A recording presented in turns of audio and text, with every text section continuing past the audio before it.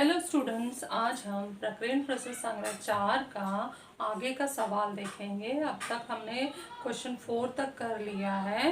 यहाँ अभी इस वीडियो में हम क्वेश्चन 5 और क्वेश्चन 6 देखने वाले हैं। पहले हम अच्छी तरह से क्वेश्चन रीड करते हैं। आप लोगों को भी किताब में या नोटबुक में जहाँ भी प्रश्न लिखा है पेंसिल उठाकर अच्छे से जोर जोर से बोलते हुए सवाल को पढ़ना है, ताकि पहले सवाल समझ में आ जाए। जैसे कि यहाँ दिया गया है कि पी केंद्र वाला एक वृत्त खींचो, 100 अंश माप का एक लघु चाप ए बी खींचो, बिंदु ए से तथा बिंदु बी से वृत्त की स्पर्श रेखा खींचो। इस तरह से बोलते हुए आप लोगों को सवाल पढ़ना है। तो सवाल पढ़ते पढ़ते ये पता चला कि हमें पहले हम कोई भी आकृति बना रहे तो उसका रफ रचना कर लेना है, चाहे उस पे नंबर मिले ना मिले। तो मैंने यहाँ रफ डायग्राम बना लिया है, वो मैं समझा रही हूँ कि पी केंद्र वाला जिसकी त्रिज्या नहीं दी गई है, तो अपने सुविधा अनुसार कोई भी त्रिज्या लेकर एक वृत्त खींचना है। उसके बाद 100 अंश माप वाला एक लघु चाप ए बी लेना है। लघु चाप हमारा चाप कहाँ होता है? हमेशा वृत्त पर होता है। तो जो मैंने ऐसे छायांकित किया है डैश डैश करते हुए ए बी, ये चाप ए बी जो है ये लघु चाप है, 100 अंश का है। ये लघु चाप हमारे सूत्र के अनुसार, हमने जो पीछे सूत्र पढ़ा है वो उसमें बताया गया है पार्ट 3 में कि लघु चाप का माप सदैव के संगत उसके संगत केंद्रीय कोण के माप के बराबर होता है। तो जब हम लघु चाप बनाएंगे तो चाप के अंत बिंदु को केंद्र से जोड़ेंगे, क्योंकि अब तुम सोच रहे हो कि हमने चाप ए भी बना दिया है, तो ये पी ए और पी बी कहाँ से आ गए? तो जब भी लघु चाप बनता है उसके अंत बिंदुओं को हम केंद्र से जोड़कर केंद्रीय कोण बनाते हैं, क्योंकि जितना केंद्रीय कोण होता है उतना ही लघु चाप, जितना लघु चाप होता है उतना ही केंद्रीय कोण, उसका संगत केंद्रीय कोण होता है। तो इसलिए हमने तुरंत इसको मिलाकर केंद्रीय कोण तैयार कर लिया और ये सूत्र लिख लिया कि माप चाप ए बी बराबर है माप कोण ए पी बी। कारण है लघु चाप का संगत केंद्रीय कोण, लेकिन जो मापचाप ए बी है वो 100 अंश है, इसलिए माप कोण ए पी बी 100 अंश हो गया। हमने यहाँ दत्त से लिख लिया। इसका हम कारण लिख सकते हैं कि हमने 100 अंश क्यों लिखा है, क्योंकि दत्त में दिया है लघु चाप का माप 100 अंश है, तो हमने रख दिया तो केंद्रीय कोण का माप आ गया। अब इसका रचना करेंगे। रचना इधर समझा देती हूँ। सबसे पहले उचित त्रिज्या लेकर पी केंद्र लेते हुए एक वृत्त बनाएंगे, जैसा कि मैंने यहाँ बना लिया है। पी केंद्र लिया है, उचित त्रिज्या का हमने एक रेख खींचेंगे, उसको चाप ए बी जो नाम दो बिंदुओं से दिया है ए और बी से, उसका ए बिंदु हमने उस त्रिज्या के अंत बिंदु में लिखेंगे, अर्थात चाप का ए बिंदु मिल गया है। अब चाप का बी बिंदु प्राप्त करने के लिए हमें 100 अंश का किरण बनाना होगा। तो हाँ, ऐसे ही आप लोगों को भी करना है, खींच लेना है और त्रिज्या खींच लेना है। त्रिज्या की लंबाई लिखना है तो लिखो, नहीं तो आर लिखकर छोड़ सकते हैं, क्योंकि यहाँ कोई त्रिज्या की लंबाई बोला नहीं है। उसके बाद क्या करना है, इस पर हमें चांदा रखकर, चांदा देखो कोई भी कोण बनाना है तो आधार चाहिए, तो आधार के लिए मैंने यहाँ पे पी ए खींच लिया है। इस पी ए पर हम चांदा रखेंगे और 100 अंश का किरण खींचेंगे। तो जहाँ पे किरण वृत्त को काटेगा वहाँ ही हमें बिंदु बी प्राप्त होगा। तो अब चांदा का जो आधार है, ये मेरा आधार है और ये मध्य है। ऐसे ही आप लोगों का भी होता है। छोटे से कंपास में जो छोटी चांदा होती है उसको बनाने के लिए ये पहले मुझे इस दिशा में बनाना ज़्यादा कंफर्टेबल होगा। यहाँ पे मैं रचना आसानी से कर सकती हूँ, तो इसको मैंने ऐसे ले लिया है। ये मेरा आधार हो गया और यहाँ पर ये 0, 10, 20, 30, 40 से होते हुए 90 है, और 90 के बाद ये मेरा 100 अंश का निशान लग गया। 100 अंश का निशान लगने के बाद ये बिंदु और ये बिंदु से जाती हुई किरण खींचेंगे, क्योंकि हमेशा किरण रेख दो बिंदुओं से होकर जाती है। तो मैंने यह खींच लिया। अब आगे हमें यहाँ पे बिंदु बी प्राप्त हो गया और ये मेरा कौन सा माप का कोण हो गया? 100 अंश का। तो ये जब केंद्रीय कोण 100 अंश का है तो हमारा ये लघु चाप भी 100 अंश का हो गया। तो ये लघु चाप हमारा माप जो आ गया है 100 अंश का आ चुका है। अब इसके अंत बिंदु ए और बी पर स्पर्श रेखा खींचना है। केंद्र का उपयोग करते हुए करेंगे तो ज़्यादा अच्छा होगा।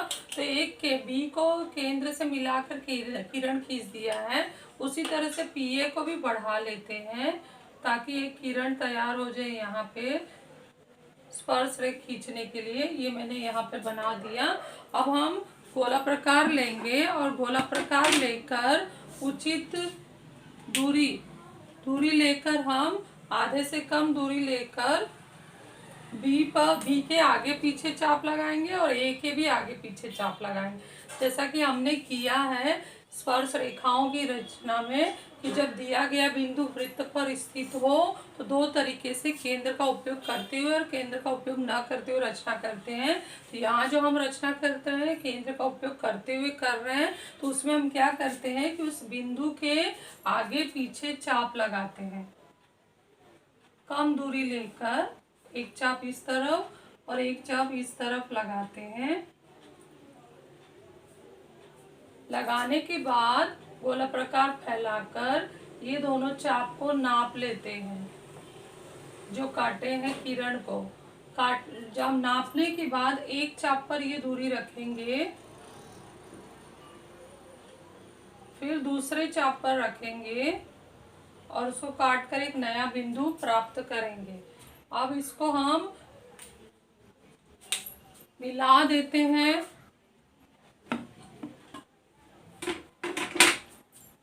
पट्टी लेकर बिंदु बी और ये जो चाप से नया बिंदु प्राप्त हुआ है उसको मिलाएंगे तो स्पर्श रेखा जाती हुई दिखाई देगी। बिंदु बी से स्पर्श रेखा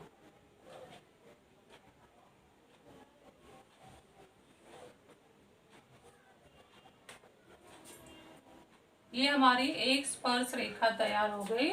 इसी तरह से हमें बिंदु ए पर करना है। तो बिंदु ए पर हम क्या करेंगे, कम दूरी लेकर बिंदु ए के आगे पीछे चाप लगाएंगे। तो हम फिर से गोला प्रकार ले रहे हैं और वही क्रिया फिर करेंगे हम बिंदु ए के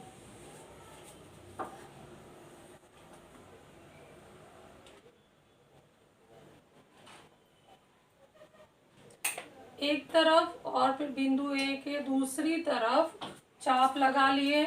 उसके बाद ये दोनों गोल प्रकार को फैलाकर ये दोनों चाप को नाप लिए।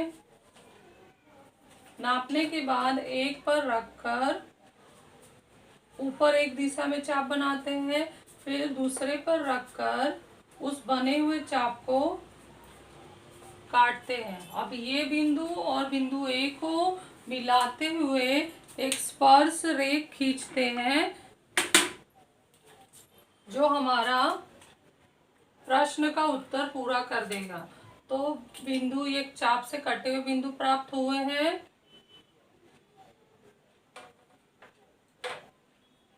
और बिंदु ए से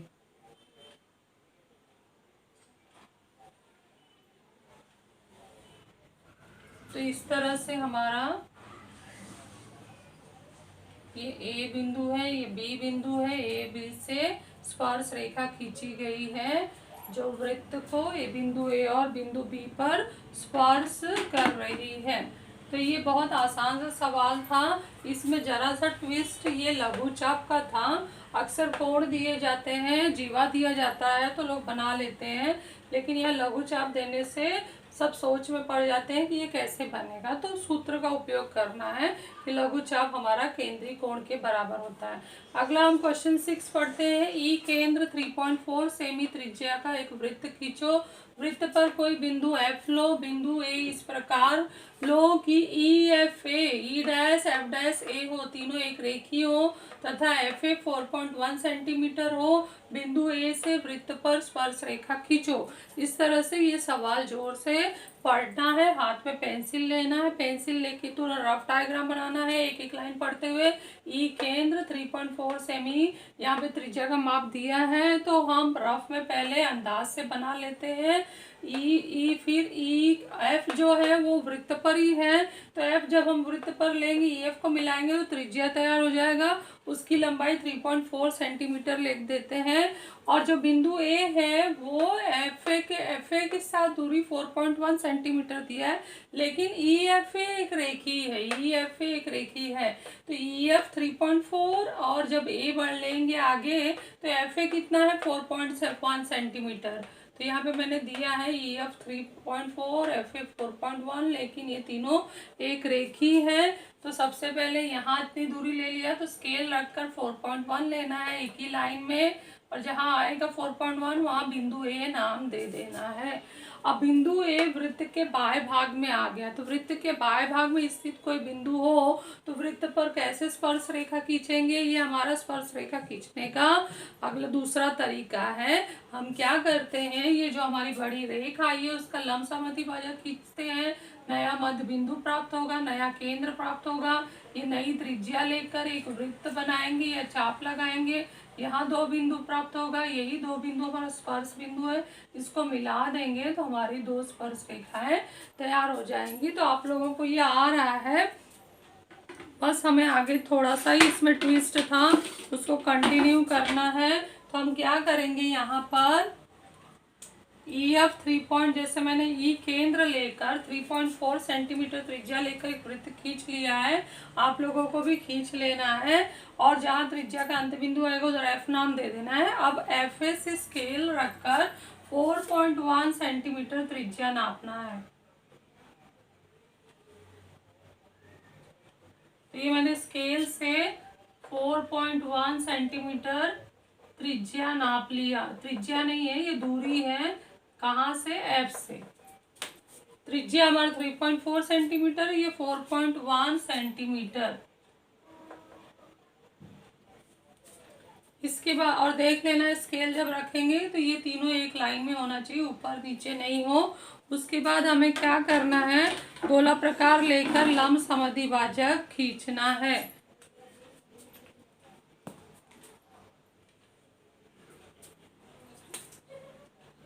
कौन सी रेखा हम खींचेंगे, ई ए का। आधे से अधिक दूरी ले लो, फिर ई पर रखकर ऊपर एक चाप और ई पर रखकर ही ई ए के नीचे चाप लगा दो। फिर इसके बाद यही दूरी जो सेट किया है वो बिंदु ए पर रखो और इसको काटो, और बिंदु ए पर रखकर ही, तो यहाँ पर हम चाप जो नहीं कट रहा है पहले वाले चाप को और बढ़ा देते हैं। तो इस तरह से हमारे दो चाप कटने से दो बिंदु प्राप्त हो गए। ये दो बिंदुओं को हम स्केल की सहायता से मिलाएंगे ताकि लंब समद्विभाजक तैयार हो जाए। लंब समद्विभाजक को हम खंडित रेख से दर्शाते हैं ताकि अलग से ये दिखाई दे।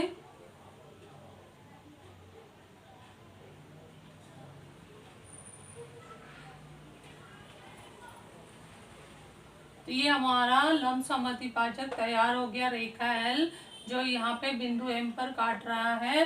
तो बिंदु एम ई ए का मध्य बिंदु है, अर्थात ई ए हमारा व्यास है, एम केंद्र है।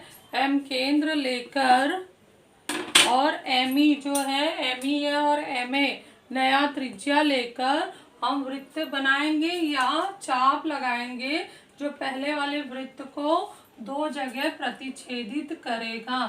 तो ये हमें मेजर लेना है, ये नाप लेना है। हम किसको नाप रहे हैं, ई और एम, ये दूरी नाप लिया।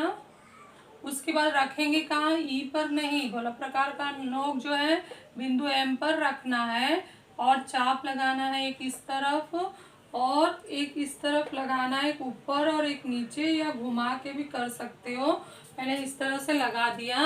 ये दो चाप वृत्त को दो भिन्न बिंदुओं पर काटते हैं। उसको नाम अगर दिया हो तो लिखो, नहीं तो अपने मन से लिखना है। अब स्केल उठा लेना है और यहाँ पे नाम मैं अलग से दे देती हूँ, बी और ये सी है, और इसको मिलाते हैं। किससे मिलाएंगे, ए बी को मिलाएंगे तो एक स्पर्श रेखा तैयार होगा।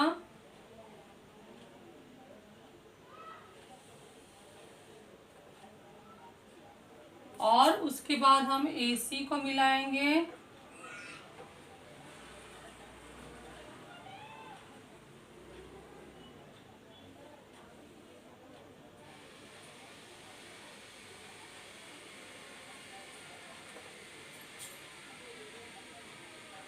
तो इस तरह से हमारा ये जो दो सवाल था, है तो आसान, पहले जैसा ही है, लेकिन थोड़ा सा ट्विस्ट किया है। तो इसे अगर हम सवाल को अच्छे से समझ लें तो कभी कभी ये 3 नंबर के लिए सवाल पूछा जाता है, क्योंकि इसका पूछने का ढंग अलग है। तो इसलिए समझ के अच्छे से इसको साफ सुथरी फेयर में आकृति बनानी है।